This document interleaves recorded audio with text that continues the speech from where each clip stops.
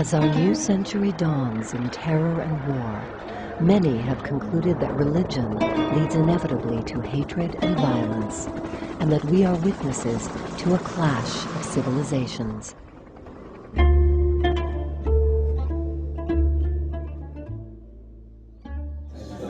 Welcome to our interview, dear Jacob.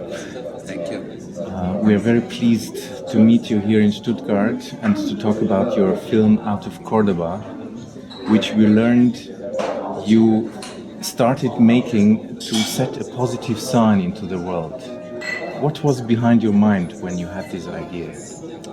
Well, again, thank you very much. It's a great honor to be here, and I'm very impressed by the work that the group is doing. I was motivated to begin work on the film as a response to the events of 9/11. We were in New York. I was in Central Park with my wife and daughter, and a plane flew over our head. We could see its wings going like this. And we quickly went home, turned on the TV, and the rest, as they say, is history.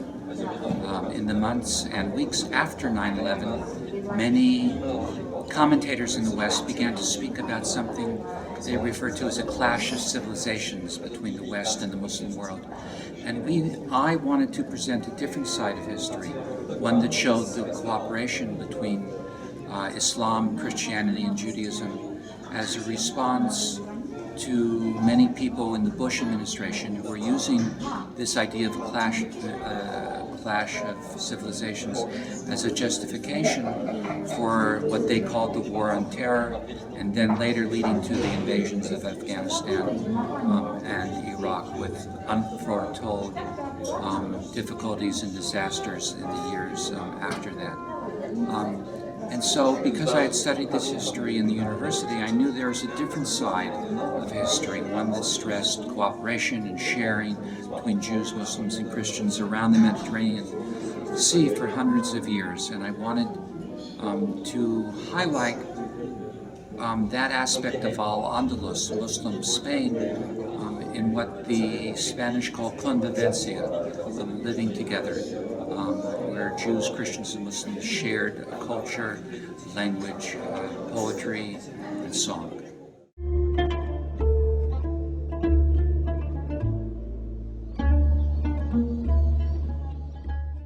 Jacob, you were just telling us why you started to make this movie, and I'd like to know some more details about how did it come to travel to all these countries you traveled to catch the pictures of these movies.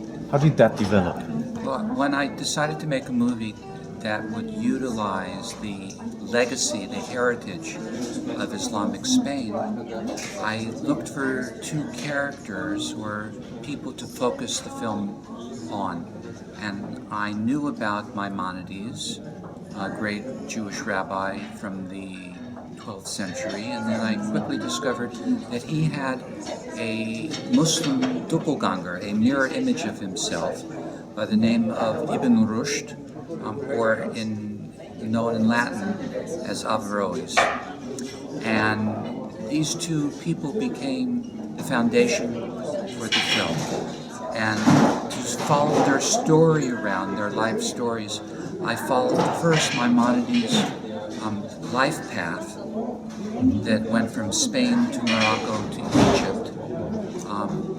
And then I followed also the path of the influence of Averroes, who, even though he only lived in Spain and Morocco, his influence was felt first after his death in Paris, and then in Venice, and then later now in contemporary Egypt. And so the film took a lot of traveling.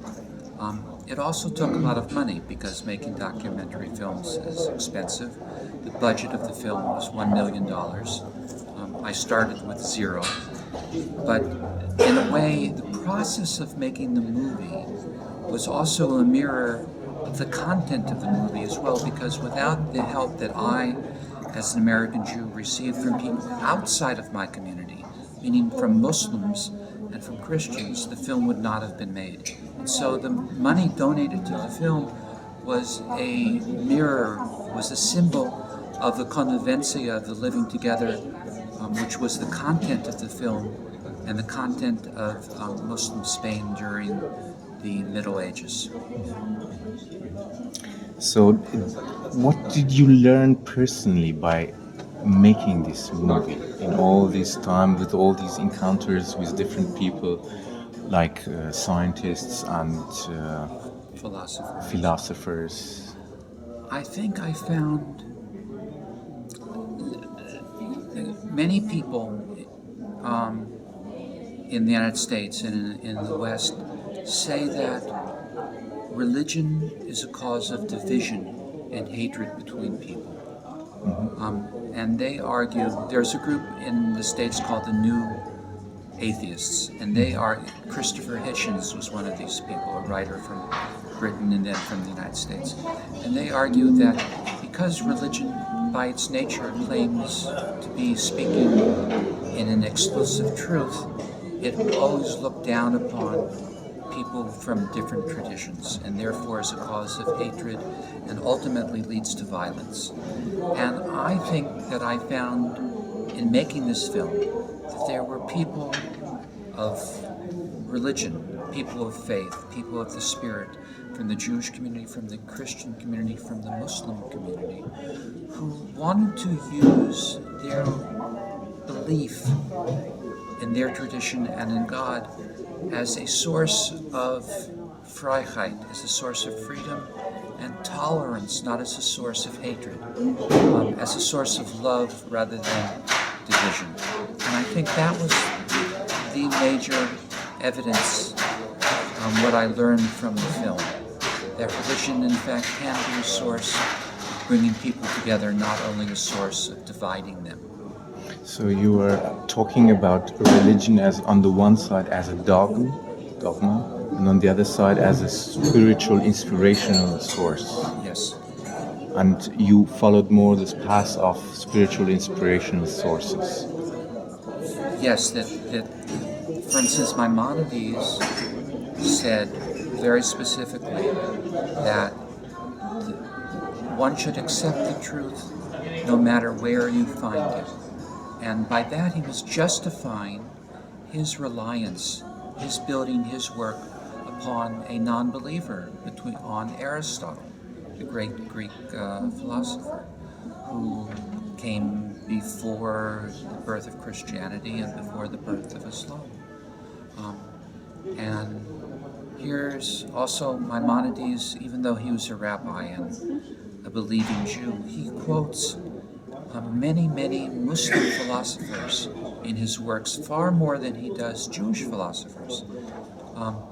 And he wrote almost all his works in Arabic at a time when Arabic was the lingua franca, the connecting language among people in the Mediterranean.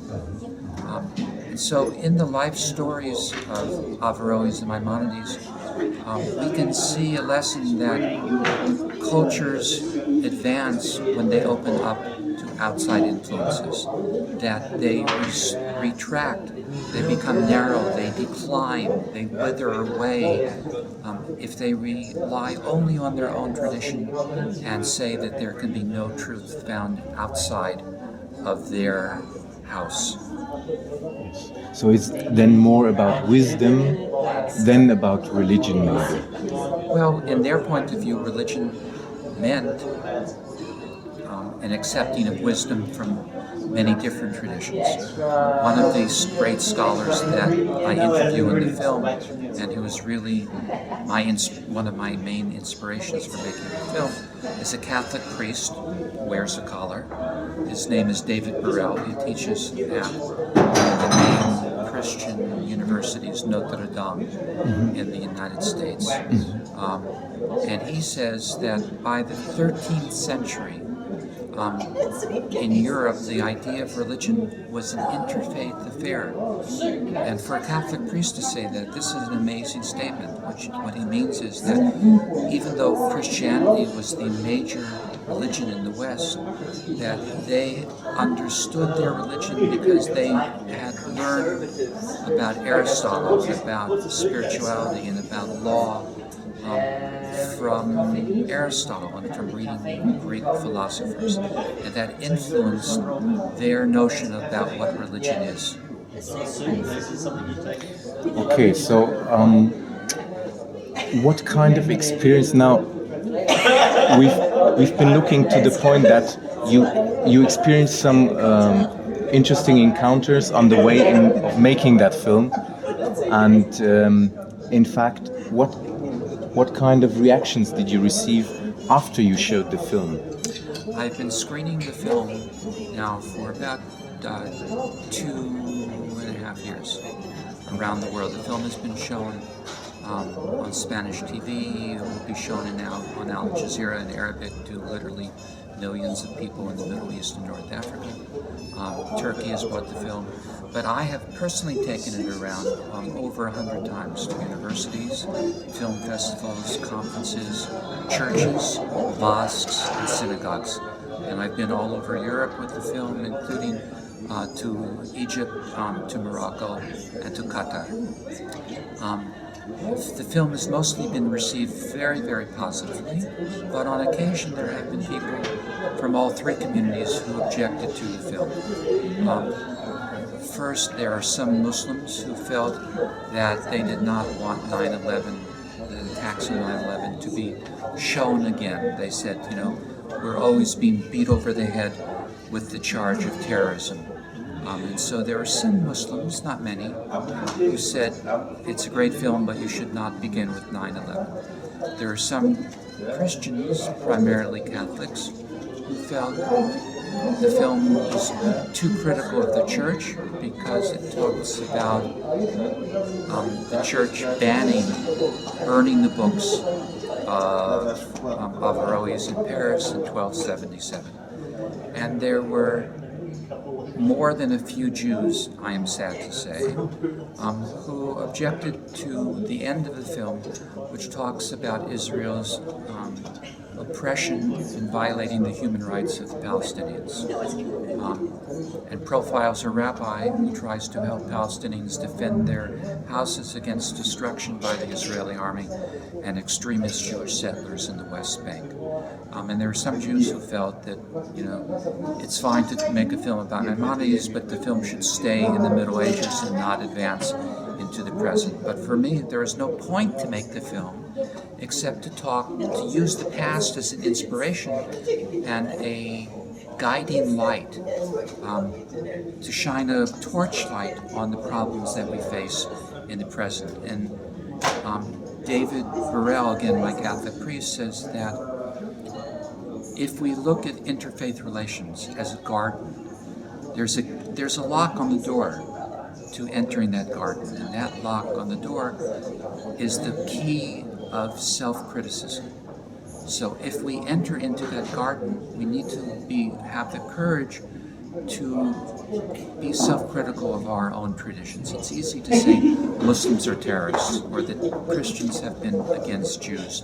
That's an easy statement to say for me as a Jew, but it's harder for a Jew to get up in public and to say, I love my people, I love my tradition, I have lived in Israel like I have, but I oppose what Israel is now doing to the Palestinians. That's a much harder statement, and we face criticism for doing that. But again, Maimonides said we must accept the truth no matter how we find it, and we have to be open to being self-critical, because without self-criticism, the tradition isn't worth saving. If all we do is wave the flag and say, we are great, and everyone else is below us.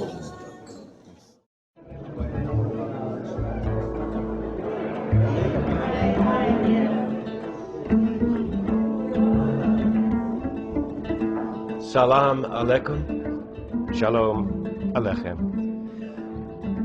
I am most honored to speak to you today as a Jew and an American in this magnificent city of Cordoba, a place where once long ago Muslims, Jews, and Christians lived together in peace.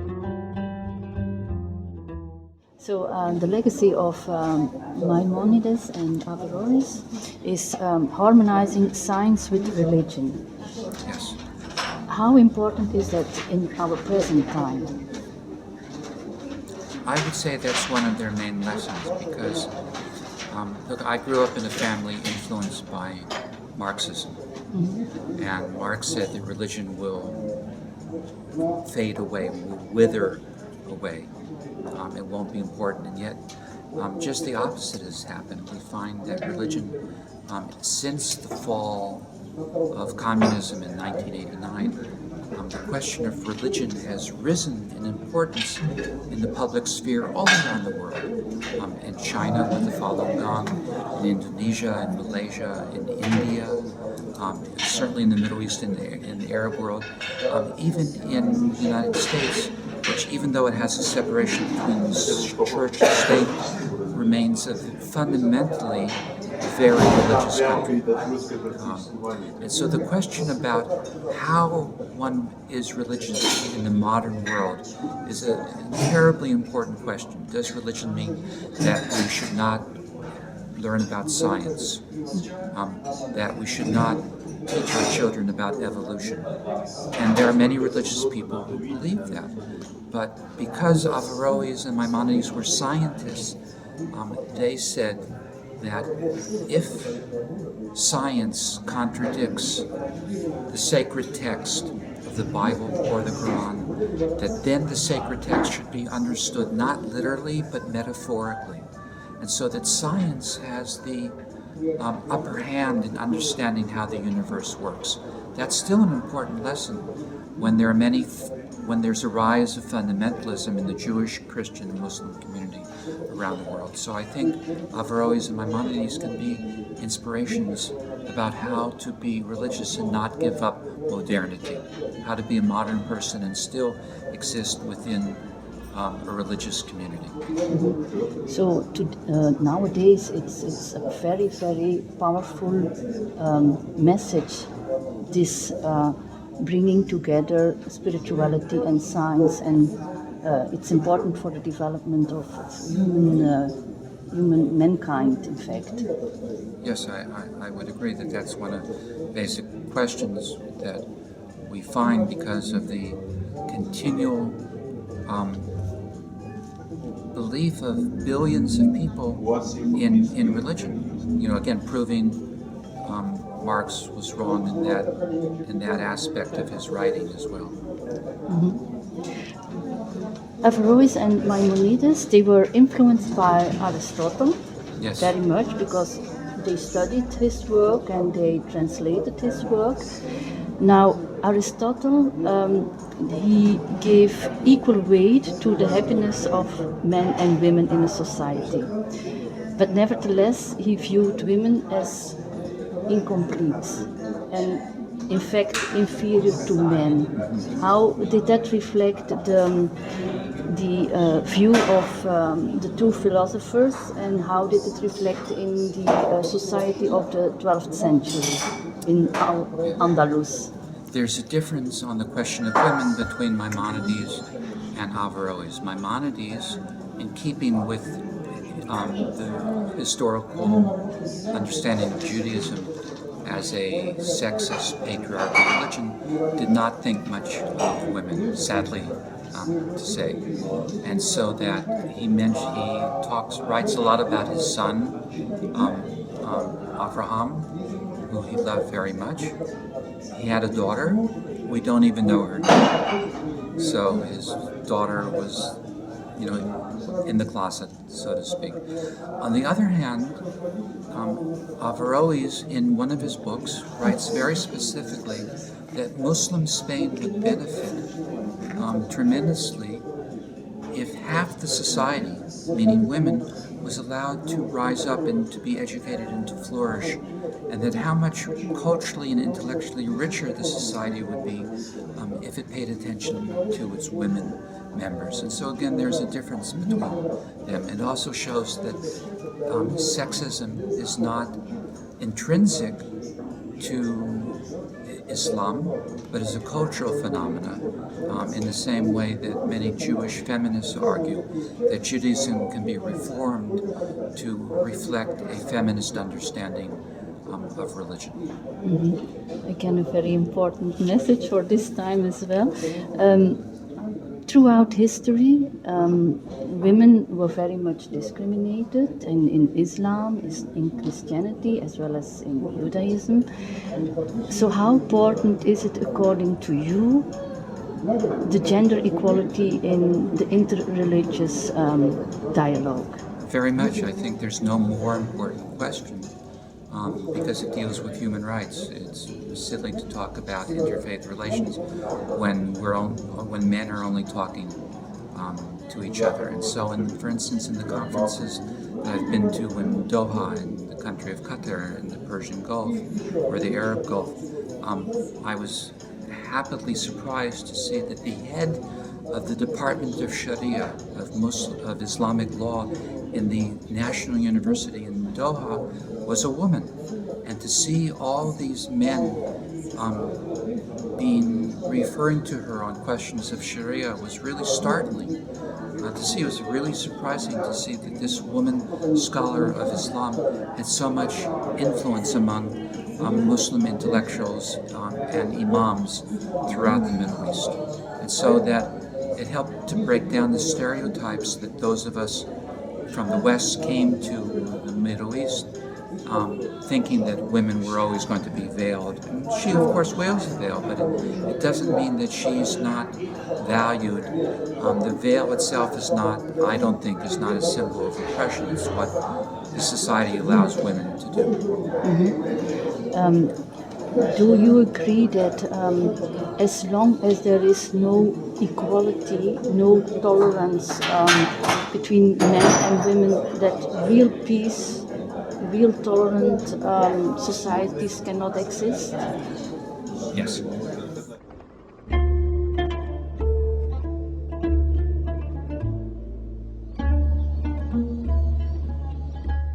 So my last question, Jacob, what do you wish for your film?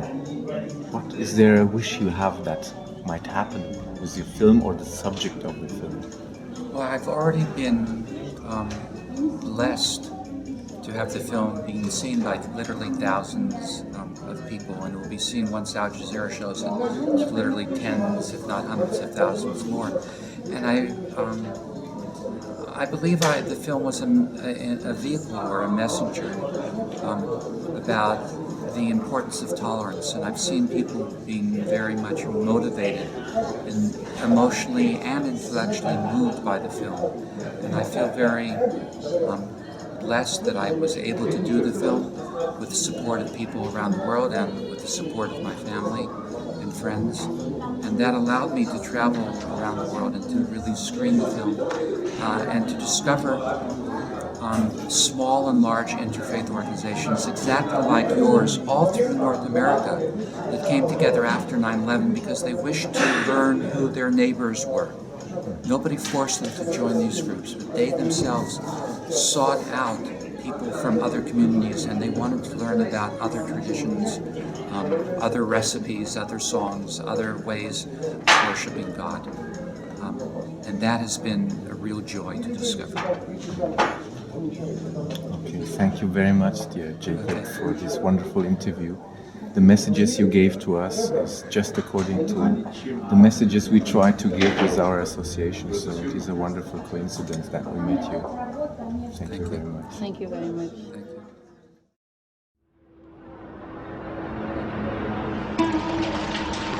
As our new century dawns in terror and war, many have concluded that religion leads inevitably to hatred and violence, and that we are witnesses to a clash of civilizations.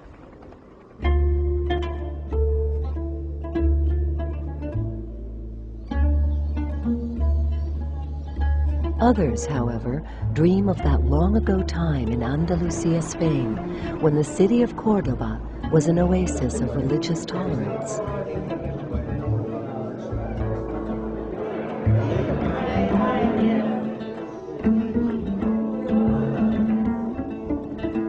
Salam alaikum, shalom aleichem. I am most honored to speak to you today as a Jew and an American in this magnificent city of Cordoba, a place where once long ago Muslims, Jews, and Christians live together in peace. The medieval civilization of Muslim Spain, known in Arabic as Al-Andalus, reached its peak with two controversial geniuses born in Cordoba. Averroes, a Muslim, and Maimonides, a Jew, each courageously attempting to balance the often competing demands of reason and revelation, faith and science, conflicts still haunting us at the beginning of our new century. The attack that bright September morning destroyed not only human beings and buildings. Because I had spent over 3 decades promoting dialogue among Jews, Christians, and Muslims, as well as working for peace between Israel and her Arab neighbors, 9/11 challenged the core beliefs of my life. Attempting to recover my belief in the possibility of interfaith coexistence, I embarked on a journey retracing the footsteps of Averroes and Maimonides in Spain, Morocco, Paris, Venice, Egypt, Palestine, and Israel. Along the way, I would meet Muslims, Jews, and Christians who, like the two wise men of Cordoba before them, are courageously working to hold back the surging tides of extremism and intolerance in our own troubled times.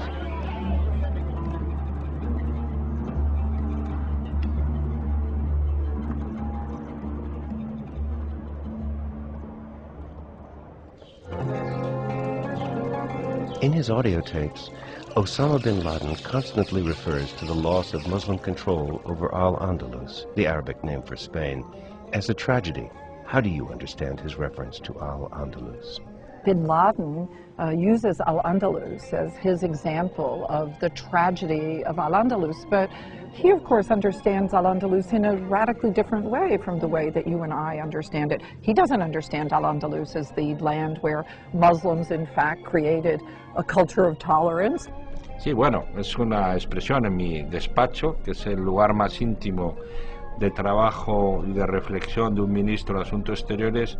He querido traer los dos retratos de los dos grandes filósofos y pensadores, judío y musulmán, Averroes y Maimónides, como expresión de lo que debe ser el trabajo de la diplomacia.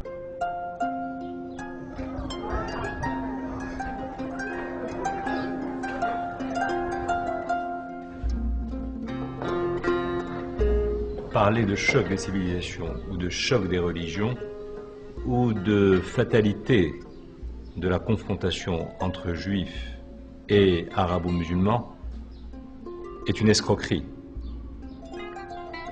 Il n'y a pas de choc des civilisations, il y a un choc des ignorances.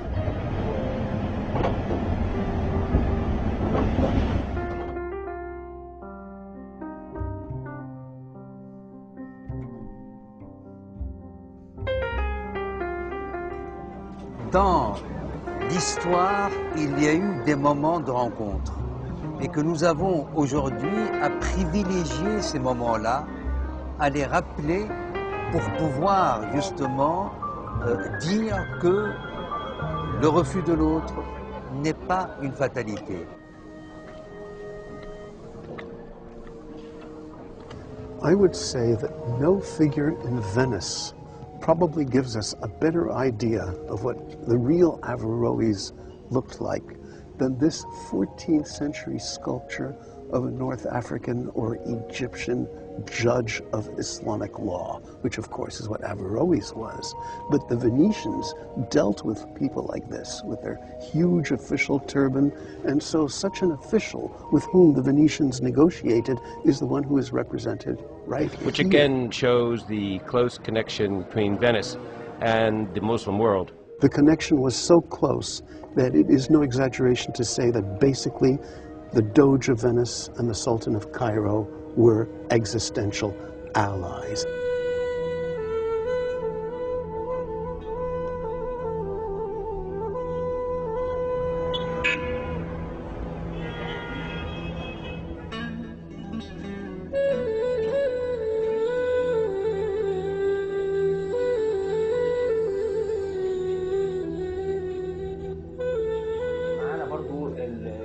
يعقوب بندر، وهو مخرج أفلام توثيقية في الولايات المتحدة الأمريكية، ويعكف على إعداد فيلم توثيقي عن ابن رشد وجاء في السفر اليومي لإسرائيل.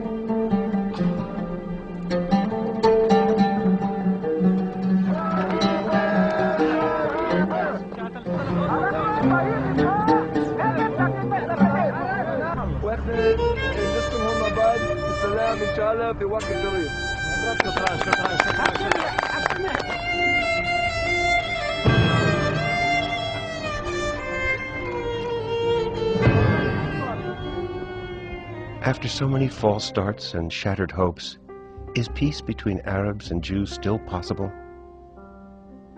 Is there indeed a clash of civilizations between the West and the Muslim world? Does religious belief, as some argue today, lead inevitably to hatred and violence? Suspended between doubt and belief, between skepticism and spirituality, Out of Cordoba is an attempt to explore the questions that have come to define our age.